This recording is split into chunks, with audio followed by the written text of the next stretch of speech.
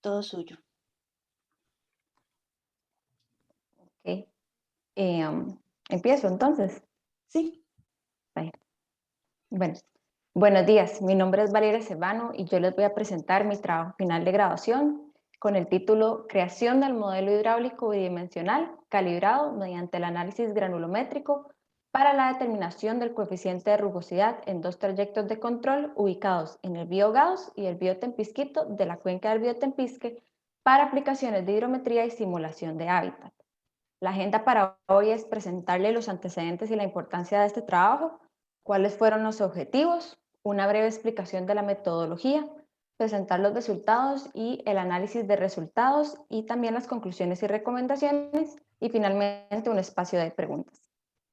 El presente trabajo forma parte del proyecto de investigación llamado Mejoramiento de la gestión integrada del recurso hídrico en la cuenca del río Tempisque mediante la determinación del caudal ambiental bajo una perspectiva holística. En este trabajo se desarrolló el modelo hidráulico calibrado de dos trayectos de control en la cuenca del río Tempisque, que son en el cauce del río Gauss y el río Tempisquito, los cuales serán la base para el postproceso del modelo para obtener la curva de preferencia de caudal de cada sección y para la modelación de escenarios que se construirán en función del régimen hidrológico que forman parte del primer objetivo específico de dicho proyecto. Por lo que mediante este trabajo es posible, mediante el modelo hidráulico, estimar velocidades y profundidades del flujo y relacionar el caudal con el índice de hábitat de ciertos organismos. A través del uso de modelos numéricos es posible estimar simulaciones hidráulicas con un alto nivel de precisión, por lo que la calibración es clave para poder representar con mayor precisión el comportamiento real del cauce y obtener resultados que sean confiables. Asimismo, con los dos trayectos de control calibrados, se determinará el caudal ambiental y de esta manera gestionar de manera más adecuada el recurso hídrico. Además, permitirán un mejor análisis morfológico de los cauces en estudio y podrán ser utilizados para aplicaciones de hidrometría. Ahora lo que les voy a presentar es un breve video acerca del trabajo de campo en el proyecto de investigación. Actualmente me encuentro realizando el trabajo final de graduación en la Escuela de Ingeniería Agrícola, en el cual consiste en la modelación del hidráulica y calibración de los modelos de dos afluentes del río Tempisque, que son el río Tempisquito y el río Gados, a partir del diámetro de partículas del lecho y el espejo de agua del cauce. Entonces, como se explicó en el video, el objetivo general fue crear el modelo hidráulico bidimensional calibrado de dos trayectos de control ubicados en el cauce del río Gauss y el río Tempisquito de la cuenca del río Tempisque por medio del análisis morfológico del lecho para la determinación de la rugosidad, de manera que estos sean un recurso para posteriores aplicaciones de hidrometría y simulación de hábitat. Los objetivos específicos fueron analizar morfológicamente los trayectos de los cauces en estudio mediante el análisis granulométrico para la determinación cuantitativa y espacial de los coeficientes de rugosidad teóricos y determinar los coeficientes de rugosidad de calibración del modelo hidráulico aplicados a la rugosidad del sistema por medio de la comparación del espejo de agua observado y simulado. Por lo que la metodología llevada a cabo es la siguiente. Primeramente se realizó un levantamiento topográfico y fotogramétrico donde se construyó la batimetría del cauce, formando así el modelo digital de elevación. También se delimitó el trayecto de ambos cauces y se construyó la geometría del modelo. En cuanto al análisis granulométrico, se realizaron muestreos del lecho de los ríos en estudio y se construyeron las curvas de granulometría y se realizó la prueba de Tukey de los datos. Además, se estimaron los principales percentiles para los cuales es posible calcular el coeficiente de rugosidad a partir del diámetro del lecho. En este caso se seleccionaron el percentil 50 y el percentil 90. En función de estos datos se realizó una interpolación y se obtuvo un archivo raster con la información del D50 y el D90 en áreas dentro del trayecto donde no se realizaron muestreos. Continuando con la modelación hidráulica y la calibración, primeramente se realizaron simulaciones de prueba para obtener lo que son parámetros de entrada, como tiempo máximo de simulación, el intervalo de resultados, el tamaño del mallado, que es no estructurado. En cuanto a las condiciones de contorno, los regímenes se definieron de acuerdo a lo observado en las visitas de campo y a partir de la información suministrada por la Dirección de Aguas se determinaron los caudales de ambos trayectos. Respecto a la rugosidad, se utilizaron las ecuaciones empíricas conocidas como Strickler type, las cuales permiten calcular el coeficiente de rugosidad de Manning a partir del diámetro del tamaño del grano. Entonces, en función del archivo raster, fue posible obtener un archivo de rugosidades con valores y las áreas de los coeficientes de rugosidad teóricos. Por lo que el proceso de calibración se llevó de la siguiente manera. Se hizo una comparación tanto cuantitativa como espacial del dato observado, el cual corresponde a esta área formada por el patrón del espejo de agua del cauce, y el dato simulado, que es esta área formada por la mancha de agua formada por el programa. En este caso, la comparación se realizó cuando la diferencia era mayor a un 10%, la rugosidad teórica era multiplicada por un factor para obtener nuevos valores de coeficientes de rugosidad calculados que eran ingresados en el preproceso, y de forma reiterada se realizó el proceso de simulación, la exportación de los resultados del postproceso y el proceso de calibración hasta que la diferencia entre las áreas fuera menor a un 10%. Una vez determinados los valores de coeficiente de rugosidad calibrados, se realizó la modificación de las ecuaciones. Para ello se hizo el cálculo del diámetro a partir de los nuevos valores de rugosidad y se hizo una relación entre el diámetro recién calculado y el diámetro real del lecho para estimar una nueva constante en las ecuaciones empíricas. Por lo que los resultados y el análisis de resultados es el siguiente. Se realizó el levantamiento topográfico y fotogramétrico. En la diapositiva lo que se observa son los trayectos de control. En estos se muestra el patrón, que es el espejo de agua observado y es nuestro dato observado. Para el trayecto del Biogauss, esta área fue de 0,18.499 100 milésimas de hectáreas, y en el Biotempisquito esta es de 0,17.983 100 milésimas de hectárea. Debido a que las distancias de ambos trayectos son relativamente cortas, en el Biogauss fue de 90 metros y en el Biotempisquito de 100, se requeriría tener un patrón de mayor tamaño para poder diferenciarlo de un patrón a otro, ya sea que este sea meándrico, trenzado o recto. Cabe agregar que los ortomosaicos, como la delimitación de los cauces, se realizó durante la época de transición de verano-invierno, por lo que en verano podrían presentarse islas o barras, o en caso contrario en el invierno presentarse un patrón más grande que oculte este tipo de formaciones. Continuando con el modelo digital de elevación, aquí se muestra este modelo y se obtuvo la pendiente longitudinal promedio. En el Biogauss esta pendiente fue de 1,42% y en el Biotempisquito de 0,74%, por lo que ambos trayectos se clasifican como ríos de montaña, ya que poseen pendientes superiores a los 0,5%. Continuando con el análisis granulométrico, debido al comportamiento y a las condiciones del entorno del Biogauss durante la visita de campo, el cual presentaba bastante turbidez y un nivel alto del agua, se dedujo la cantidad de puntos de muestreo como también el número de partículas que fueron medidos en cada punto. A partir del rango del D50, el lecho de este trayecto se clasifica como canto rodado de acuerdo con la escala de Gallegos, y de acuerdo con la escala de Wentworth, la mayoría es canto rodado a excepción de las áreas adyacentes al punto de muestreo AH3, que se clasifica como gravilla. En cuanto a los resultados de la prueba de Tukey, se observa que solo los puntos de muestreo AH3 y AH6 coinciden con el mismo grafema. Esto quiere decir que las medias o los promedios son muy similares entre sí. Al observar estos dos puntos de muestreo dentro del trayecto, estos están posicionados en zonas opuestas, similares a barras laterales. Lo anterior se origina porque la tensión de corte en estas zonas se reduce porque la velocidad del flujo es menor y provoca que la carga de sedimento se vaya depositando en las orillas. En las curvas granulométricas se puede observar que en los 6 puntos de muestreo se presentan diámetros mayores a los 256 milímetros, lo que evidencia la presencia de bloques a lo largo de este trayecto. Durante la visita a campo, el flujo del Biotempisquito era laminar y supercrítico al final, lo que permitió una mayor cantidad de puntos de muestreo y de diámetros medidos en cada punto.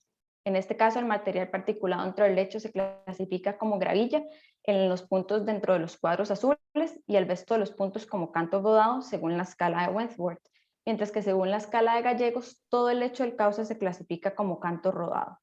Al analizar la prueba Tukey se puede demostrar que en los puntos de muestreo TQ1, TQ9 y TQ19 presentan promedios muy similares, De igual manera, los puntos TQ10 y TQ16 que comparten una media similar. Los puntos TQ1, TQ9 y TQ19 se muestran en las zonas laterales similares al BIO-Gauss, y en el caso del punto TQ10, este sí se ubica en el centro y el TQ16 en un borde. En las curvas granulométricas se puede mostrar que únicamente los puntos TQ8, TQ11 y TQ18 presentan diámetros mayores a los 256 milímetros. O sea, solo aquí se midieron materiales del tipo bloque. Al analizar los resultados entre sí, se puede determinar de forma general que ambos cauces son víos con lechos conformados superficialmente por grava y cantos rodados, que de acuerdo con Church y Ferguson, los víos de tierras altas o de montaña poseen este tipo de lechos. En lo que concierne a la identificación de arenas, en ninguno de los puntos de muestreo de ambos trayectos se midieron este tipo de material. Esto por dos razones. La primera, porque las técnicas de muestreo utilizadas no son las adecuadas para este tipo de granos, y en segundo lugar, la toma de muestras fue superficial. Si bien en este tipo de ríos los granos de mayor tamaño ocultan a las partículas de granos más pequeños, lo pertinente es realizar un muestreo superficial, ya que este es el que proporciona la rugosidad, la resistencia hidráulica del lecho, y es lo que nos interesa en este estudio. Continuando con la modelación hidráulica y la calibración, tenemos que en las siguientes figuras se muestran los distintos valores de rugosidad con las ecuaciones empíricas en el trayecto de control del BIO-Gauss. Los valores de rugosidad que tienen un factor de 1 son los teóricos, es decir, los obtenidos con las fórmulas. Los valores de rugosidad que se encuentran dentro del cuadro rojo fueron aquellos donde se obtuvo una diferencia menor al dato observado y el dato simulado menor a un 10%. Y que se seleccionaron para realizar la modificación posterior de las ecuaciones.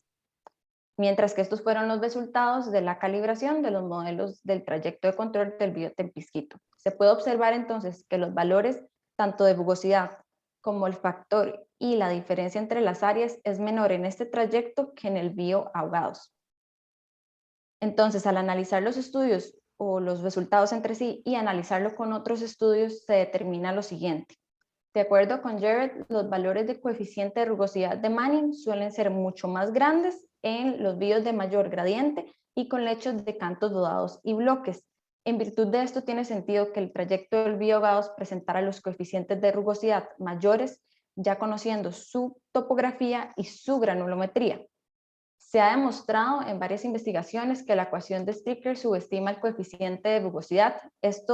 La causa de esto es que la relación de Strickler se ajustó para flujos relativamente profundos, con lechos casi uniformes, con una baja resistencia de forma y con baja pendiente.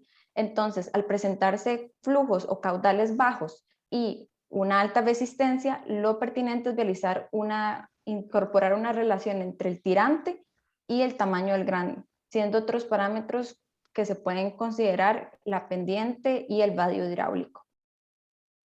Al observar los estudios o al observar los resultados de este estudio, se comprueba lo explicado por Ferguson, quien indica que la subestimación que procede de la ecuación de Strickler es por un factor de 2 en promedio, siendo para el río Tempisquito un factor de calibración de 1.1 y para el río Gauss de 2.5. Al examinar el estudio realizado por Kim et al. Y comparar su coeficiente de rugosidad medido en campo con las ecuaciones de Strickler, fueron las ecuaciones de Bray las que dieron los resultados más cercanos. Al comparar esto con este estudio, lo que se pudo observar es que en las ecuaciones de Bray, en el río Gauss, fueron las que dieron los valores de diferencia de área menores en un factor de calibración más pequeño. Y en el río Tempisquito ni siquiera fue necesario incorporar ningún tipo de factor para poder obtener una diferencia de áreas menor que en el río Gauss. A todo esto llegamos a la diferencia de áreas o a este error del proceso de calibración, que resulta que en el río Ahogados la calibración los resultados de la calibración de la diferencia de áreas en el río Tempisquito fueron menores que en el río Gauss.